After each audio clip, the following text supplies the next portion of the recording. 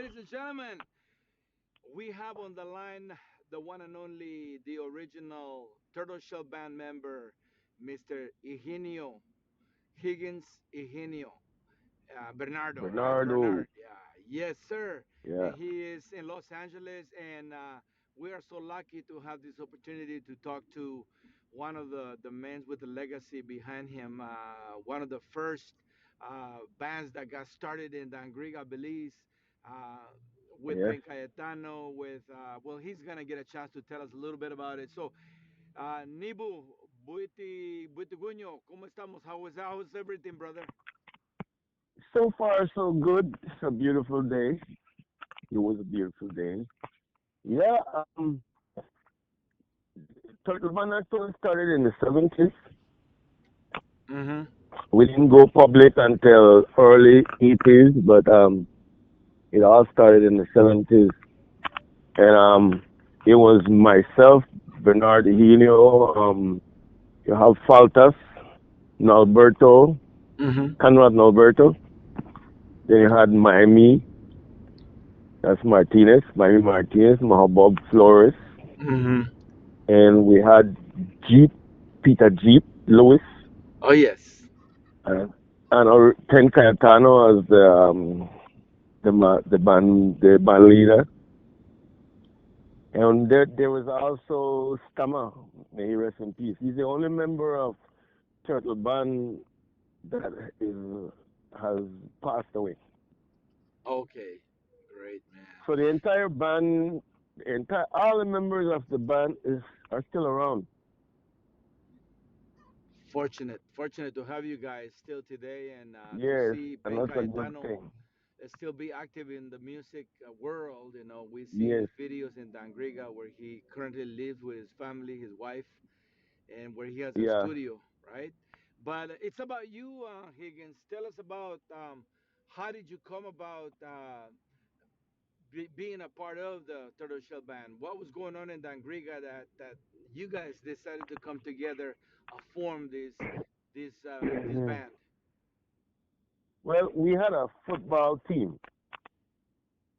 and so we started by being a soccer team. That was me, um, Conrad Norberto.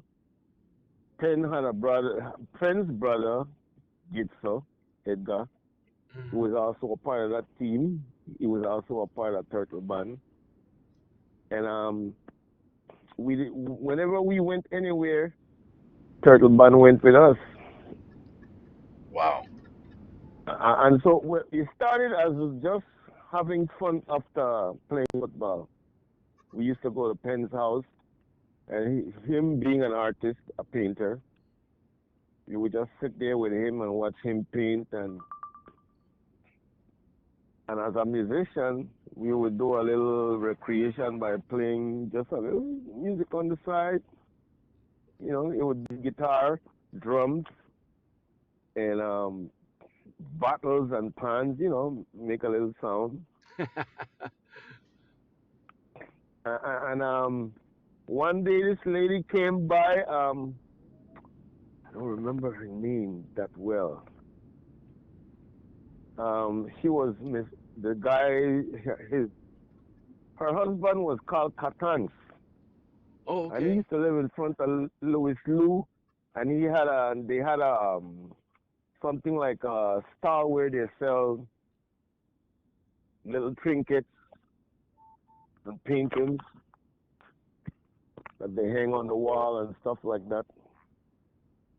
And she brought a whole bag of turtle shells to Penn one day while we were there after playing soccer. She brought a whole bag of shells, turtle shells, and asked Penn to like put some drawings on it so she could sell them. Because at Oh. that time, people used to do art on turtle shells and just hang them on the wall. Hmm. Oh, wow. And so during our little jam session, I think it was Penn. He took one of the shells and started to hit it with something with a stick, and it sounded real good. That's one of the shells that the lady brought, because he took it right out the bag when she had brought it and she left. and we were doing our little jam session, and he started to hit the shell, and it sounded good. So he got another one, and it had a different sound. Wow. And he put it on the ground on top of a piece of foam. And so the first person who played that turtle shell was the guy's name was we used to call him Calypso. Okay. He was the first guy who really put his hands on the shell. That at that point in time, Penn was in no, Mohobub was in Labuga Oh, okay. because he used to always be in Labuga down on the north side. They had a band that used to be across the border, and they would go to Honduras and Guatemala and play music. Hmm. Wow. Interesting. And we already knew then that Bob as a trap set drummer was a very good percussionist. So Yes. Penn, after he found that the sound coming from the shells, he sent for Bob. He said, "You need to come home, man. Let's start something here." We discovered something, and eventually Mohobub came home, and he started playing the turtle shells as the lead shells, and I was playing something like a flute at the time with the squad. Wow. And Mohobub said, "Well, I'm gonna be playing the lead shells, but you have to play behind me, which is I have to do the fill in. He played the lead shells and I do the fill in. And I had a big bass shell. That's what I started with. One big bass shell. And Okay. every now and then I would convert from the big bass shell to three little smaller shells, and I would play the rhythm behind Mohobub while he played the lead, Well, he was and that's singing. how it started. No, he was singing and playing the lead shells. Okay. We had Got it. two sets of shells, lead shells, and the other shell was me playing the backup Gotcha. rhythm. He Uh-huh. plays the lead, and I play the rhythm like you have the primero and the segunda, right? Yes. He was like the primero, and I was the segunda, but it was shells. And in Miami was playing the double drums, and Conrad Norberto invented his own instrument. He used to be playing on some cans. So he made his own instrument from a pot. He did other stuff with it and he put that together. And Jeep was like the MC. Oh, okay. And Stammer, yeah, Jeep was like the MC because you know in a band you always have somebody who does the talking. Yes. That was Jeep's role in the beginning. And Stammer had two sticks and he used to play the sticks. And Gitsa used to play the shaka. Okay. But before Gitsa came involved, it was Jeep playing the shaka. So yeah, that's how it went. Wow. And we started playing. We started playing right there at Penn's house on Moho Road. Every evening, we used to do this jam session every evening after playing soccer. And people started coming and gathering. Wow. And we did that for almost a year. So before we even went out and started playing on the street side, we used to call it roadblocks. So we started in front of a store by the Bridgefoot tent store. We used to call it store tent store. We just play there. People would come by and give a little donation. And we did that for a little while until we ventured out and we decided to do a tour of the country. We started down south in PG, came to what you call it, Belmopan. We went to Cayo. We went to Belize. We made a song in Belize City called Huyama. Because it was raining when we were playing in Belize Oh. City. Huyama. And Huyama. yeah, and then that's how we made that song, Huyama. Great. During the Great. during the rain, and we were playing under the rain. Yeah, Went to Lulu Corazal. Palisia. Yeah, yeah, Burgo Balise. That was one of the first popular songs. And then we did our first recording at Radio Belize. In fact, we did a couple of recordings at Radio Belize. Wow. They had a And studio. They had a recording studio there. yeah, they had a recording studio at Radio Belize. And I think it is now a museum or something, but some recordings of certain man still there. I think when I get a chance to go down there, I'm going to go there and request a recording because they have it in the archives right there. Wow. We even went to we even went to the San Pedro Key Oh wow, ambergris. Yeah. and Burgess, San Pedro and Burgess Key. That our first trip to San Pedro and Burgess Key, I won't say it was a good trip because we had a lot of at that point in time the racial tension in Belize was still high, Mm. so we had a lot of back situations where people were talking crap. But it was About more, Garifuna. you know, yeah, about Garifuna, and then that place was mostly a Latin place, so we ran into a couple of people who were super negative, try to slow us down, but Wow. we did what we have to do. Yeah, we had the same problem in Belmopan. Wow. Yes. Yeah. Learn Spanish, Yeah, right? racist. The racist business, the racist business. And to be honest, I think Turtle Band kind of made a lot of people aware of the cultural tensions that was going on in Belize. Because we had it coming from all angles, even the Creoles, so-called Creoles, who black just like us, had a problem with us. Wow. Great I history, think man. it's all historical, it's all history and a part of history stemming from our so-called governing people, the English who were governing Belize. They didn't trust the Garifuna people, so they try to turn the Creole against us. Yes, Because I if you believe so. find out, yeah, if you find out about, we were 36 miles from Belize by boat, right? Yes, that's history And we used about to that, mostly Griga. travel. Yeah, don't let the Yeah. Caribs come out of So that 36 36 miles, right? came.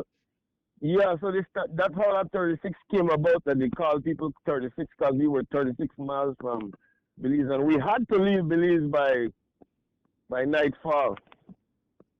I kind of Wow. experienced some of that as a kid with my grandma because we used to go there and sell mangoes and other stuff. And then we would take the Heron H boat, the same Heron H boat that Bob sang about in later on in Sounds in Corp. Yes, yes, That yes. same boat, that was the boat that we used to always take in to go to Belize and Corozal and Honduras and Labuga and all them places. But back Wow. to the music kind of helped bring people out of their shells. Like some people who were afraid to be known as Garifuna kind of became a little prouder and started coming out. The started music did that. claiming, started claiming being Yeah, Garifuna. That was beautiful, man. of course. Yeah. So that was great.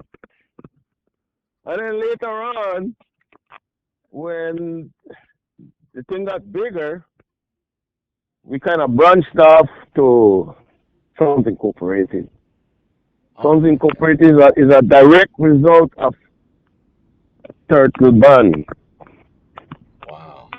We had a little misunderstanding, and so we kind of splintered off, and I went with my boys because when Penn left Belize in the early 80s, he left us there thinking that maybe we would just be waiting on him to come back.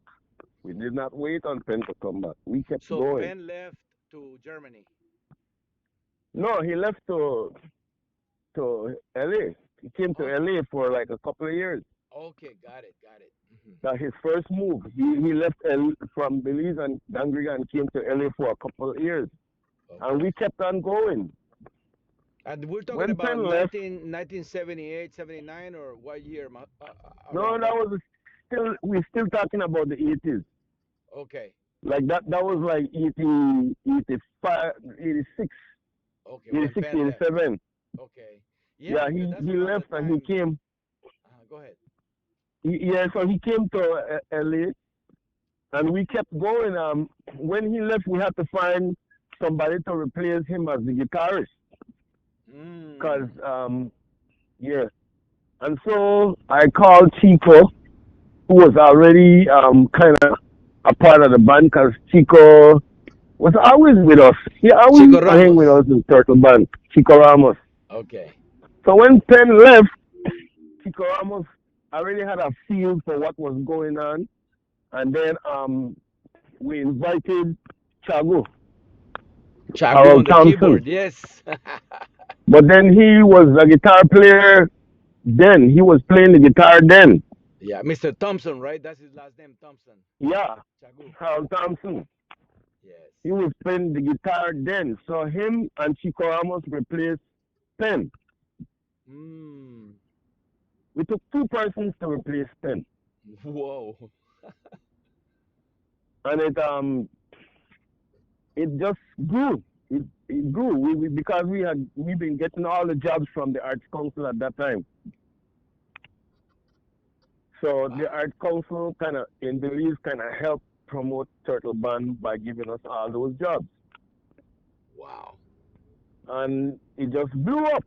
Everything blew up, got bigger. So when Penn went back to Belize, us as a we already were a band, right? So but when Penn came back, he decided he wanted to work with younger people. Okay. So we had to go form our own band, and that's how we created Sounds Incorporated, Oh, who and we who took it managed who managed Sounds to Incorporated? another Who level. owned it? We didn't have an owner. We got together, and the band leader, the guy who kind of taught everybody else how to put this thing together musically, was Norman Figueri. Mm. So he got together with Chagu, Rufus Lopez, and his brother, Vood Lopez. And those three, along with Chico on the drums, we started with. A guy came from here, LA, from LA, Francis Reed, and he brought down a set of instruments, Wow. and we jumped on it. We jumped on it, and that's how we started. That's how we started. We had a lot of help along the way. There was a guy named Peter, a Jamaican guy named Mr. Peters. He had some instruments too, but they didn't really last because they were old already. But still, he helped us and kept us going until we could do better. Wow. But thanks to Penn, he decided to go a different route from us, and so we found Sounds Incorporated, and it took the music to another level. Yes, indeed. Yes, indeed. And then more people came out the woodwork and claimed them being Garifuna, and it just grew.